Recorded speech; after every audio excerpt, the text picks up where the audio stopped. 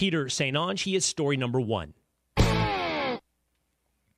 Peter St Onge is an economist. He's the host of the Peter St Onge Ph.D. podcast. He's also a visiting fellow at the Heritage Institute, and he joins us now. Peter, it's great to have you here on the Will Cain Show as we talk about things deeply and with a wide scope of history and economics. We're going to be monitoring Nikki Haley's big announcement here at 12 Eastern today to see whether or not she's dropping out of the race or launching perhaps a third-party bid. We'll talk about that when it becomes clear what Nikki Haley has to say. But I want to start with you on the economy. It is one of the biggest deciding factors beyond personality in any presidential race. And Bidenomics seems to have inflated and decreased the value of our dollar, but our salaries to the extent that one viral post said her parents made $100,000 in 1983, and today, with that same purchasing power to live that same lifestyle, she would need $300,000, Peter. Yeah, you absolutely will, and thank you for having me back on. The home prices have absolutely devastated incomes, right? So if we go back to 1970s, incomes have gone up about 20% in real terms. Houses have gone up almost 150%. And what we're seeing now, the sort of fallout from that is that millennials grew up in a house with two parents. Maybe they had a 3-bedroom house. And now they're like 40 years old and they're living with roommates, eating ramen. We're really going backwards. And this is kind of something new for this country. Because previously, for going on 200 years, each generation was much richer than their parents, right? The sort of stereotype is that older people would sit there and say, you people these days have it so easy. The thing is, now you've got these millennials, they look at baby boomers and they're like, you guys had it so easy. So something really broke in our economy. Part of that was with Richard Nixon in the 70s, which led to this inflation that we've been suffering through now for, 55 years. Part of that was really around the year 2000 when productivity absolutely tanked in the economy. So we stopped going from that world where each generation was a lot richer than their parents to a world where it's kind of hit or miss whether you're even going to match the lifestyle that you yourself grew up in. Let's talk about purchasing power. It's hard to draw a parallel from an economy 40 years ago to the economy of 2023. And that's because it's something you as a fairly libertarian economist and I as someone who observes the progressive rate of our economy knows that poverty is on the decline. In the true sense of standard of living, we have far surpassed previous generations. What that means is things that used to be luxuries today are standards of living. We live like kings compared to Louis XIV. Air conditioning and refrigerators are no longer luxury items. They're necessities of not just a middle class living, but the lowest earners on our wage scales. Almost everyone in the economy has an iPhone. So it's hard to say, hey, what could you get for $100K 30, 40 years ago, and how much would it take for you to earn today to live the same lifestyle? Because it's just cheaper to live a richer lifestyle. But you have to grade it on a curve, I think, Peter, right? Like, what does it take to be upper middle class? Right. You have to grade it on a curve and, better iPhones, larger TVs. These things matter, but we also kind of want to zoom out and look at the big picture here, right? So, for example, if you go back to the 1950s, it was possible to raise a family on a middle-class lifestyle and send, people back then had maybe 3 or 4 kids. You could send them all to college. You could do that with one person working in the household, right? At this point now, you've got, even with 2 people working, they're struggling, to make ends meet. College is going to end up being, for 4 kids, you're looking at $500,000. The sort of bigger generational achievements, I think, have gotten a lot harder now. Now, for sure, technology's advanced. That's been the story since the Industrial Revolution. Things that were previous luxuries become sort of almost human rights. So, you see governments pushing for broadband access for people who don't have any money.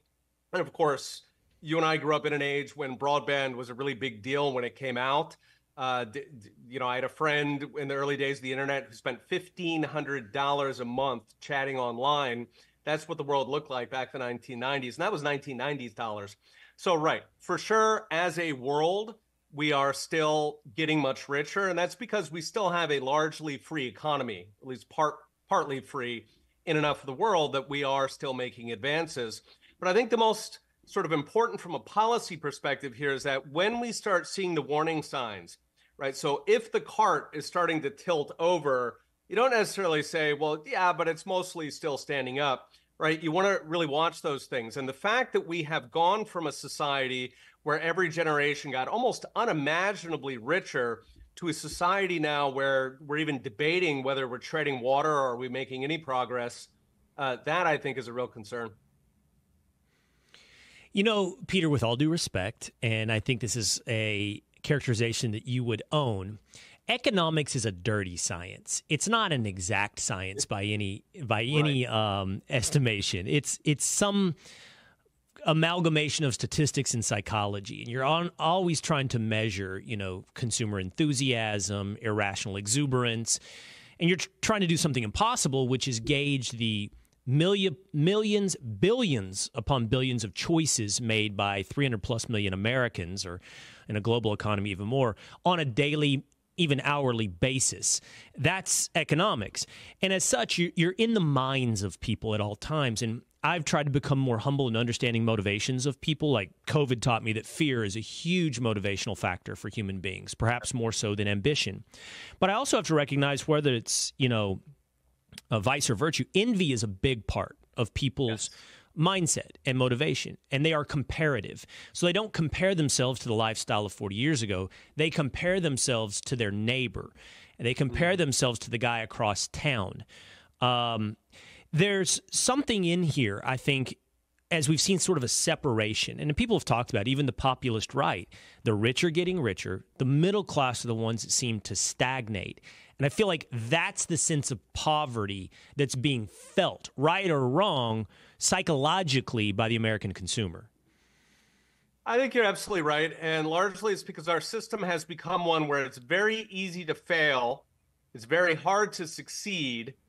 Okay. And so that really catches the middle class. It's hard to get your head above water.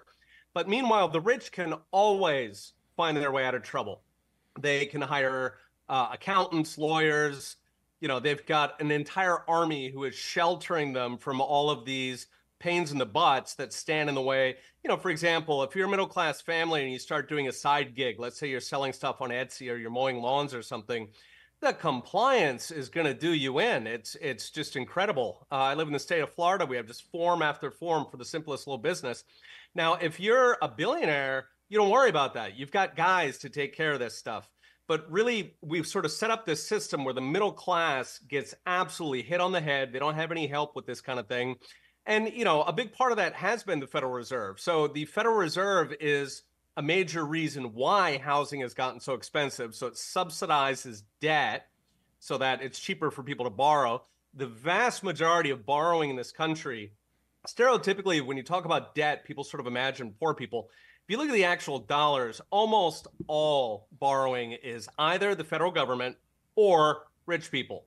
And so a big reason why the rich are getting richer is that we have that economy now. They've sort of knocked out the bottom rungs of the ladder, so the middle class has a hard time even getting their foot in the door. And then meanwhile, what the Fed does, subsidizing borrowing, that then means that once you get on the other side of that, right, once you get up that ladder, you can basically pull it right up. Okay, you keep soaring. And, we see that with individual families. So, for example, a family that owned a home before houses really started jumping around 2000, they're doing all right. They've got a, nice retirement nest egg. Anybody who was renting at that point, if you had the bad luck to not be on the ladder when it got pulled up, you're out of luck. And so you've got millions of people now who are just renting the rest of their life. They have nothing. They don't have a retirement income. They can't sell their house and then use that to live on. They're in bad shape.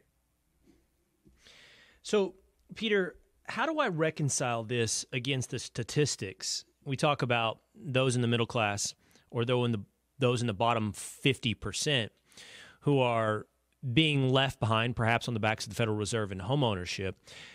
But at the same time, reconcile that against the effects of the graduated income tax. So we see that, and there are various statistics you can parse on this kind of thing, but the top 1% pay 50% of income tax. I think it's the bottom, or the top 40%, no, the top 20% pay something like, or 100% of the income tax. 60% of people pay an income tax. The point is, the income tax burden, no matter how you slice it, is heavily skewed towards the fact that something like 40% of people in America in total are contributing to the income tax, and something like 20% are shouldering the vast majority of the income tax burden. If you're in the bottom 50%, there's a decent chance you're not only not paying income tax, you're getting a kickback from the government to subsidize your living. Right. Right. And there's sort of two interesting aspects of that. So one of them is that if you actually look at the taxes paid by billionaires, for example, there's this almost universal pattern where it tops out at 30%. No matter what it is on paper, you pay 30%. That is the functional maximum rate. And presumably what's happening there is that as you owe more tax, you hire better lawyers, better accountants. At the end of the day, it's always 30%. Now, what that means is that if you actually raise taxes above that, which we do have them at this point, the top rate is, I want to say 47 or no, at least 39.6. At any rate, the top rate is above 30%. And then you've got other taxes on that, Social Security and whatnot. So that means, again, the grotesquely high rates, they are never hitting the billionaires. The billionaires find a way out. They set up trusts. They've got endless schemes to get around this stuff. Always those high rates are hitting exactly those middle-class people are starting to have some success. If you own 2 car washes, you are probably paying 39.6%. If you are a billionaire who inherited, you're not paying that. You may be paying a lot less than 30%. The other problem with that, right, so they sort of sell these high rates as a way to soak the rich. But the thing is, nothing will stick to the rich. This is how the world works. The rich have Rolodexes. They know how to call senators. Nothing will hit the rich. And so it ends up hitting that middle class who is trying to build a future for themselves. Now, the danger on that is that, of course, if 40% of Americans are paying zero income tax whatsoever, as you said, they're actually probably getting money back, that is a huge constituency. It was going to be very open to the idea of voting for higher taxes. It's a very appealing pitch. You say, look at these millionaires. They're hanging out by the pool while you're working so hard. Jack it up, 60, 70, 80%. And always it bounces off the rich and it absolutely guts the middle class. So I don't know if you're familiar with Andy Frisella. Andy Frisella is an entrepreneur. He started the program called 75 Hard. It's 75 days of double workouts a day, drink a gallon of water. It's something we did here on the Will Cain Show a year or two ago, and I didn't make it. I made it about 40 days. But I saw a clip recently of Andy Frisella talking about this idea of the huge percentage of Americans that, at least when it comes to income tax, don't have skin in the game. Now, of course, to be fair, we need to recognize that they pay sales tax, perhaps, but probably not property tax. And there are various ways in which they are also shouldering some tax burden. But when it comes to the income tax, there's a huge percentage paying 0%. And he took that from, I think not just a businessman's mindset, but you could even take it from a social mindset, that if you don't have skin in the game, you shouldn't have a say in the outcome. Obviously, if you didn't invest in a business, you don't get a shareholder vote in the future of that business. If you and I created a partnership and we put in all the sweat and equity and the money, my producers listening right now would have no say in the future of that partnership, Peter. Even if it was social, if we were trying to decide what to do for dinner tonight, if it were you and I trying to decide, we really wouldn't. We might take suggestions, but we certainly wouldn't allow for a vote for somebody who wasn't going to go to dinner with us because they have no skin in the game. Is there an argument in your mind for, hey, if you're not paying income tax, you shouldn't have a say in the future of the country, that somehow our votes should be tied to having skin in the game? Oh, 100%. If you're not paying income tax, if you are a financial ward of the state, I'd argue you could also put government workers in there. You're not supposed to be the judge in your own case, and government workers have skin in that game, specifically exploiting the American people. So I would absolutely love that. Of course, politically, we're not we're not quite there yet. There was a time in most of the West, anyway, where there were property requirements. The assumption was that anybody who did not have property was not competent to run a country. Because remember, every voter is a miniature version of the president, right? So the voter, in theory, is the one who's deciding which countries do we invade, what's our taxes going to be, what's our regulations, all across the board. Each voter holds that power in their hand. And ask yourself, would somebody who has zero income, who perhaps has zero assets, is that person really competent to make those kinds of decisions? So I'm very sympathetic, but unfortunately, I think the political Overton window probably isn't quite there yet. But it's not just competency for me; it's incentive, as you pointed out earlier when it comes to the income tax. Like, I don't know what the future of a country is, and of course, as you mentioned, the Democratic Party is going to sell a populist message to whatever that number may be, 40% that's not paying income tax. That the real problem here is that the 1% is not paying their fair share of the income tax, whatever that means, because as we pointed out, the top 1% do pay 50% of the income tax burden. Yeah. But, if you have a society that's structured that way, where a very small percentage of the people pay for the common usage of society, those that don't pay but get an equal say, and we should say equal say at the ballot box, as you pointed out, not equal say into the lobbying efforts and influence in Washington, D.C., but it really skews an incentive system to continue to spiral out of control. I mean, you'll continue to vote yourself other people's money. Right. And that brings us to a solution that is in the political, sort of the window of discussion, which is a flat tax. Right. So we have a number of states that do have flat taxes.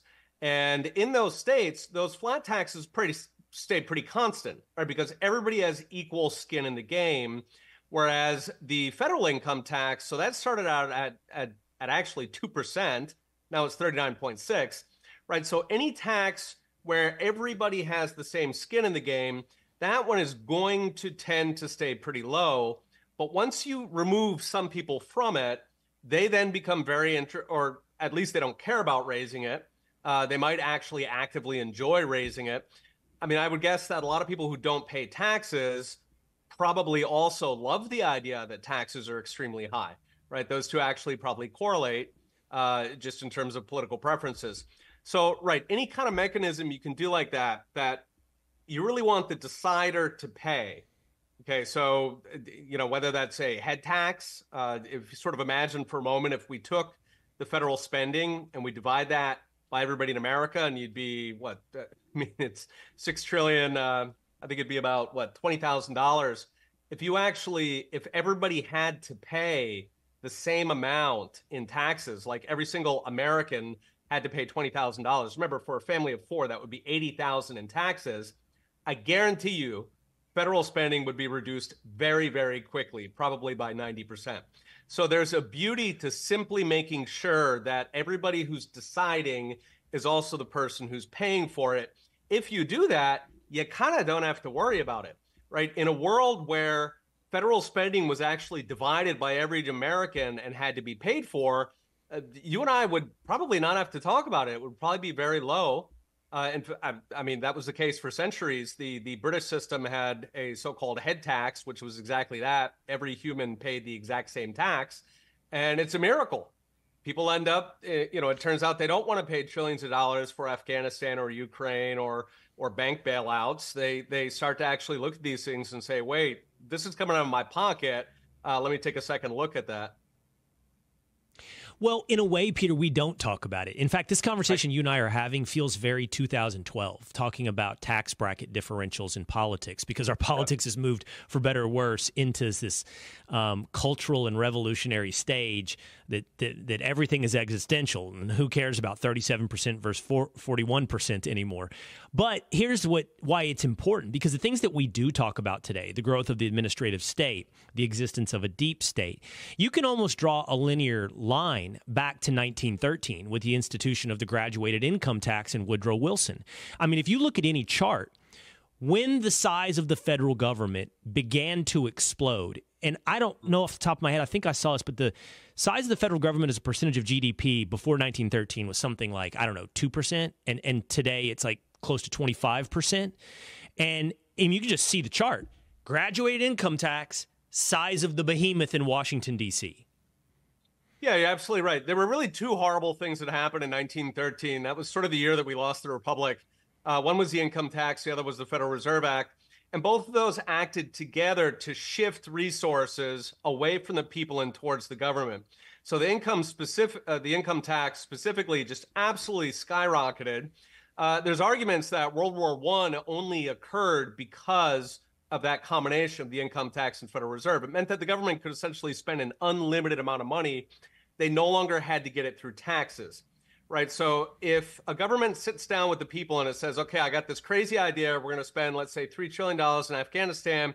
It's got to come out of taxes, though. So I'm going to have to raise taxes on you. Right. People look at that one way. On the other hand, if you can deficit fund it, if you can just raise taxes on the rich, the deficit funding comes from the Fed. It hides all these costs from the 51% voter. Right. And they can say, well, you guys just they might even just sort of vote because it sounds like a good idea. The costs completely vanish for them. And that's exactly what we saw throughout the 20th century, is that once they got that income tax in there, it just ratcheted and ratcheted and ratcheted. It leveled off in the 1970s because the economy got so bad that a lot of people kind of reacted to that. And then Reagan sort of capped it, and it stayed around 20% for a number of decades. Now, the Fed picked up the slack, right? That's when the deficits increased. So the federal government kept growing. It just shifted from doing it with the income tax to doing it with the Fed. But the point is that now, of course, we're starting to approach the end game on both of those, right? So taxes are at a point where it's really starting to hit entrepreneurship.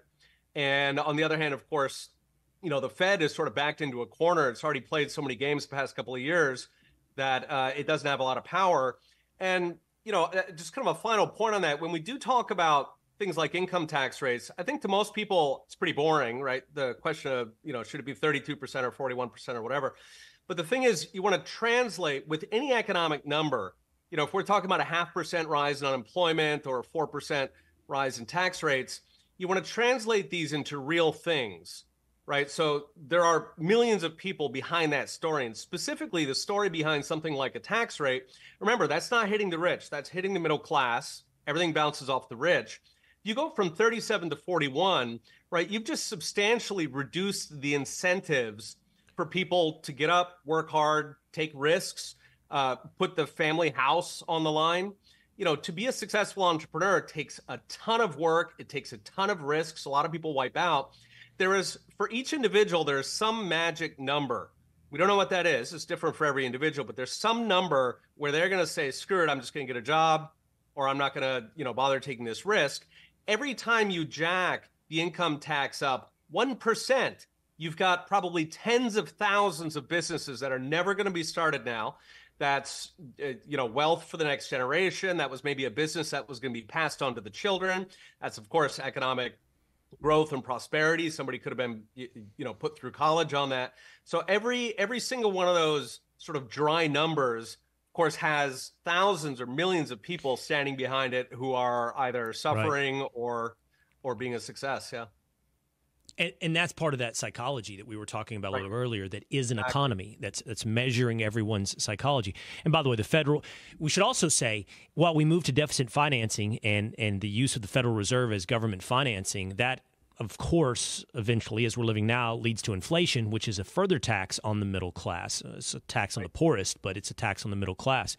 So this is why taxes, while we don't debate the percentage, the marginal tax rate anymore, if in effect the taxes are what we're talking about every time we talk about inflation and the size and scope of government spending. By the way, all of this is why yesterday I made Woodrow Wilson my number one entry on the worst president of all time, barely edging out Franklin Delano Roosevelt.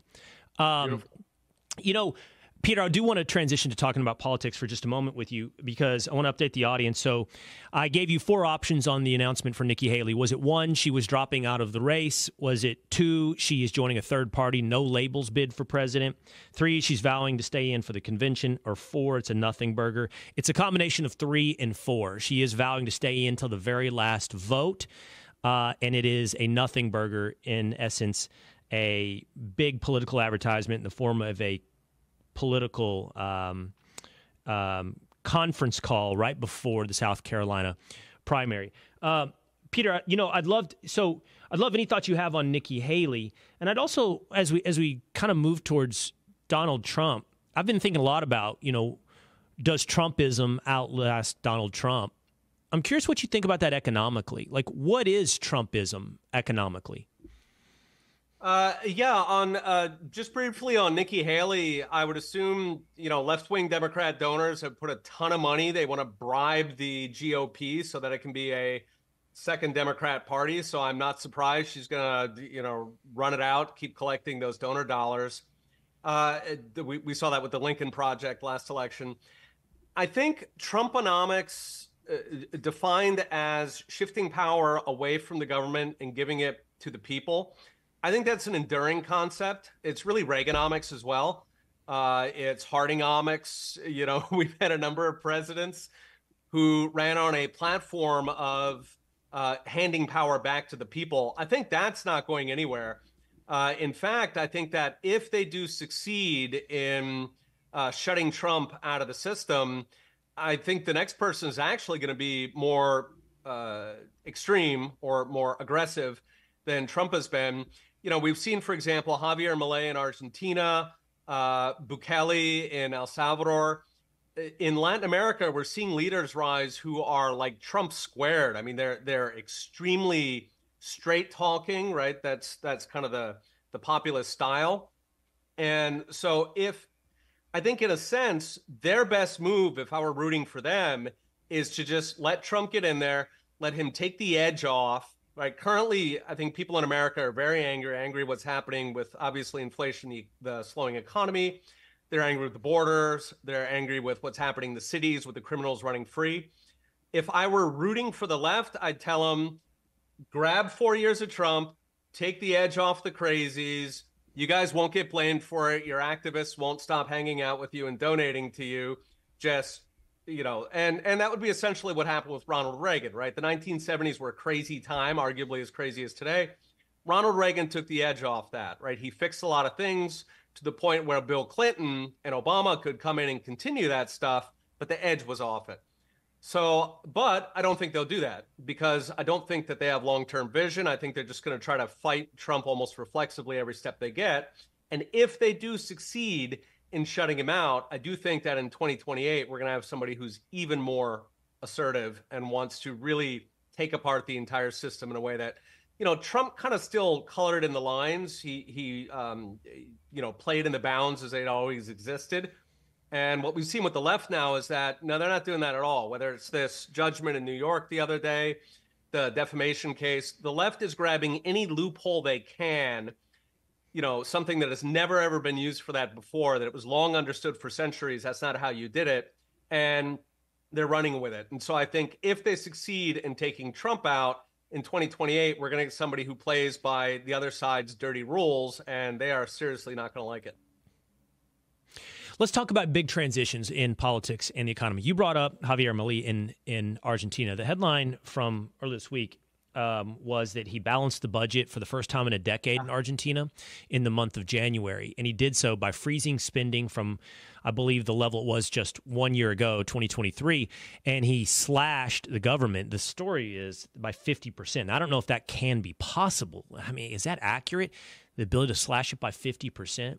Now, I don't see a personality to fulfill your prediction on the horizon of someone like a Bukele or a Milei rising up in the wake of Trump. I literally don't see the personality of who that could be. Now, Vivek Ramaswamy has promised to slash the federal bureaucracy. But it's always told to us, Peter, like if you did that, and you and I have talked before about the analogy of heroin addiction when it comes to, money printing and the way our economy runs.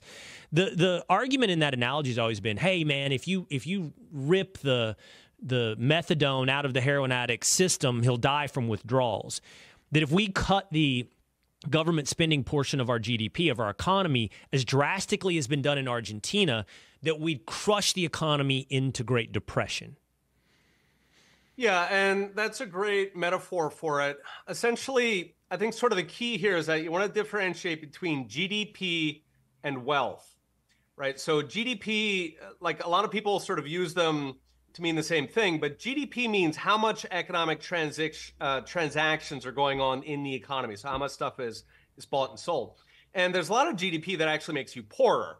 For example, if you're manufacturing rockets and sending them to Ukraine, that's resources. That's like steel and workers. And you could have used that to build warehouses or to, replace train bridges or something. But instead, you used all those real resources and you sent it abroad. Whether or not it was a good idea to send it abroad, the point is that you don't have the bridge. Ukraine's got the rockets now. So you want to differentiate between the real resources involved, the wealth, and the GDP. So if you were to cut government by 50%, which I would absolutely love, you would have a dramatic drop in GDP, right? Something like 10 or 12% immediately. Now, the thing is, of course, so you would have all these extra workers. You would not be, soaking up as much money.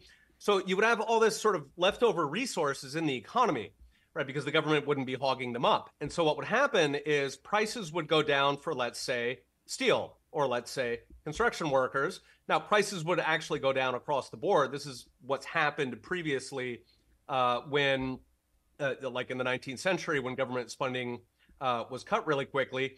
Those resources, they go down in price. They reach some point where now they're a good price. Like if steel drops by 30%, then you can bet there's going to be a lot of warehouse builders who are going to make a bid on that steel. And then they're also going to make a bid on the construction workers, and they're going to start building warehouses. So the point is that the economy plunges at first, but because all those resources are freed up, it pretty quickly recovers. And the thing is, now, instead of wasting all that money on whatever it is government does, now you're spending it on actual useful things. Why do we know they're useful? Because it was a free market allocation, right? The price went down and some entrepreneur went out there and said, whoa, steel at whatever, 70 cents or whatnot. Absolutely, let's go for it. I think I can do this business plan. So it's an investment in the future. Now, the key here, I think, and this is also true when we talk about technological revolutions or AI or something, the key here is that when you have that kind of a big transition, the government has got to proactively stay out of the way. They've got to be very, very diligent at sitting down and shutting up, right? So if you suddenly reduce spending that much and you've got all these unemployed workers and unused steel and so on, it's very important that those entrepreneurs who might notice those opportunities, you got to stay out of their way, right? Going back to our earlier conversation about whether it's the tax rates or regulations, which also really hit the smaller guy harder, you want to get as much of that stuff out of the way as possible so that, yes, your GDP will plunge. It will recover relatively quickly. Historically, you're looking at maybe 12 or 18 months or something to make it all back, with the difference being that all that, let's say 10% of GDP, that's gone from pure waste to now it's actually making you richer. I love this transition. So I wanted to talk to you as well about, the tease that I gave the audience today was whether or not we're in the midst of a revolution, an economic revolution that would make the Industrial Revolution blush. What caught my attention was a story today that Elon Musk successfully implanted a Neuralink into a patient who was able to move a computer mouse by thinking without his hands. And I'm like, wow. Oh my God, there's so many things to think about with this. Like, we're talking about telekinesis, as long as the object that you are attempting to move has a battery. So telekinesis with a charge. But I mean, that's a world that we can't even imagine. And every day what I want to step back for a moment, Peter, is think like what's happening right now in our economy. I think it feels like being alive in 1890 or 1905, but times 10. Like, I mean, that's probably not fair because we know the radical transformation the world went through during the Industrial Revolution, moving from farms to cities. And in many cases, standards of living is going down in a dirtier lifestyle. But then you had to go through that transformation. And right now what's happening, there's no way. It's hard when you're in the middle of something to step out and go, wow, look at what's happening to us. Like fish, ask a fish, how's the water? He's like, what's water? We're in the midst of the water right now with this revolution. And I just wonder what the long-term implications are. One, you gave us right there, huge employment turbulence. Like your point a minute ago, in government workers who then become unemployed have to figure out how to be private sector workers in new realms. And that's hard. That's easier said on a podcast right now than it is implementing in real life. But that same thing happens if, you're in the middle of a industrial revolution and horse and buggy whip makers no longer have jobs, right? We don't need buggy whips anymore. Now we have cars. So we're all here today not knowing it. We're making buggy whips of 2023. And I don't know what it looks like in 10 years if we're all using telekinesis. I don't know what it looks like economically if we're all using telekinesis. Yeah, so historically, technology has always made us richer. But there's a big caveat, which is that sometimes it does turn out the wrong way. So if you take sort of two cities, okay, Hong Kong and Detroit. So Hong Kong, when we were growing up, that was like the manufacturing hub of the world toy industry. Every toy you bought was made in Hong Kong. It wasn't made in China. It was made in Hong Kong. And Detroit, of course, when we were growing up, is where all the cars were made. Or a lot of cars were made. Anyway, Hong Kong completely lost its manufacturing edge. It got priced out. They switched over to services. So finance and just services make up about 70+% of an economy. It's cutting hair. It's just all of the things in between. So Hong Kong switched from an overwhelmingly manufacturing economy to a service economy. Today, Hong Kong is like 95, 96% services. Almost nobody farms in Hong Kong. It's a really crowded city. It's worse than Manhattan. And there is almost zero manufacturing there. What happened? Hong Kong people got astoundingly rich. They're driving Rolls Royces for the middle class. Now, what happened in Detroit? Very different story. All right, so there, the car makers left. Some of them went down south. Some of them went overseas. And no new jobs came in, right? And that, I think, is the cautionary tale, right? Is that on its own, technology always creates more and better jobs. If you doubt that, look at an economy that's highly automated like Japan. Look at an economy that is not like Burundi, okay? Subsistence farming, using a shovel. Yes, there's plenty of jobs in Burundi. There's a lot of stuff to do, but they are not rich, right? So universally, things like automation, whether it's AI, Neuralink, these things, the very strong historical tendency is that they will make us richer. Why? Because the stuff that used to be expensive is now cheap. Our real incomes go up. It's a beautiful process. It's how we got from the medieval era to, what we have today. That was all technological progress. We are certainly not smarter than we were. All of that was technological progress. So the evidence is in. Tech makes you richer. It creates more jobs. That's why, so many people can come into the country and find jobs, because we do have so many. But the caveat is Detroit, right? The caveat is that if regulations or special interests or just, government stands in the way and makes it too hard to start a business.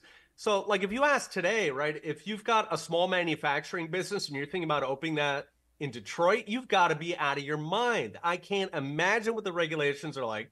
The, local taxes and local regulators are predatory.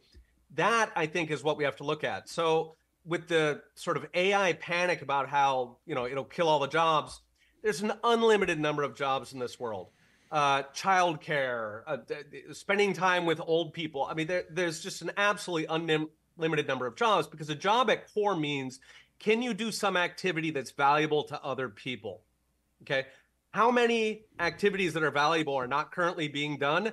All of them. Almost every single job that could exist, we currently don't have enough people for. So I'm thrilled about technology. I don't think technology itself is a problem. I think the problem is when it crashes up against this sort of straitjacket economy we have, where it is so hard to start a brand new business. Last question for you, Peter, on this sort of this turbulent, revolutionary time in the economy. So many times in the past, throughout history, economies have been driven by ambition, and that ambition was best exemplified by adventurism. The discovery of the Americas was at its heart an economic enterprise. It was an attempt by the Italians and the Spanish to find gold or whatever it may be. Obviously, technology represents sort of the economic frontiers for adventure. But I just wonder if there's anything left. I for some reason, I've found myself, and you were a good guy to ask this to, like a little bit fascinated by Antarctica. Like I saw Iran stake a claim to Antarctica. Trump had his thing with Greenland. I just wonder if there's not some physical world beyond the technological world that's left for our ambitions. I'm a huge fan of Antarctica. Statistically, there's got to be tons of resources down there that we should dig out and put to good use. So, yes, I would encourage exploiting Antarctica. In terms of technological frontiers, it's pretty much a standard through history that ever since the Industrial Revolution, at least, when people got interested in technology, they always thought that we had picked all the low-hanging fruit and there was nothing left. All right. And if you sort of zoom back and you ask, like, what are the problems that we haven't solved yet? There are animals that are immortal. They are, like, in terms of aging, right? So a lobster, for example, doesn't functionally age. If you run them through a wood chipper, they will die, yes. But there are hundreds of species that are functionally immortal. That sounds like a useful thing to discover. Perhaps we could learn how that works. Emotion control,